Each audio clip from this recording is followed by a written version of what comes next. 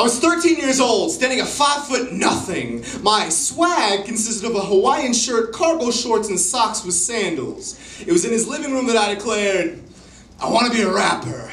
Alonzo, heaving with all of his lungs, looked at me and said, I'm sure you do.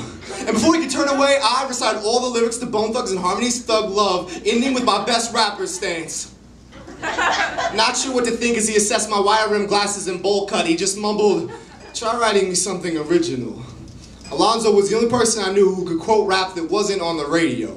He was also the only person in my hometown who didn't wear a cowboy hat. So, when I discovered my love for this music, I figured he was the best person to turn to. My mother told me he sold pharmaceuticals. I knew he wasn't a pharmacist, it didn't matter, because he taught me about things like A$AP Rock, Big L, and Notorious B.I.G. He taught me to make my heart beat like a bass line. You don't need headphones to be vibing. He taught me that freestyling is not the ability to come up with words. It's being so moved by the music you cannot help but speak to it. We'd spend every night in empty parking lots. Those are the only things open in small towns past 6 p.m. Always freestyling over 50-cent beats because we just felt like they deserved better. Usually dissing Texas rappers and how they chopped and screwed everything. As time passed, his hands grew shakier, but his flow was so solid. I spent my time thinking I could be like that. You know, the funny thing about small towns, there's only one of everything.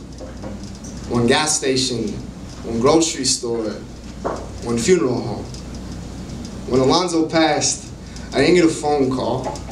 I just went to work. You see, that was at the one funeral home. As I pushed those doors open that afternoon and saw him lying there, it was as if God had chopped and screwed this moment because he knew how bad I hated it. The preacher called it suicide, the newspapers an overdose. I called it a record skip. Called someone unplugging my headphones. I called someone blowing my fucking speakers out. I never got to write him anything original. Anytime I would open my notebook, the only words I could manage were, Alonzo, I'm sorry. I didn't notice your hands. Alonzo, I'm sorry. That ambulance siren was not supposed to be your last melody. You asked me what I listened to. I will tell you pop.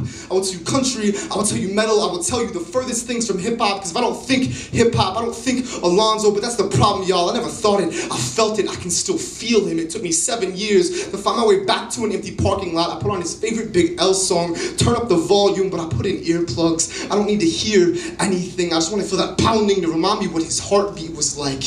The last thing he ever taught me was that healing is not the ability to accept that someone is gone. It is being so moved by them, you cannot help but go forward. Everybody, just put your hand to your chest. Vibe with me.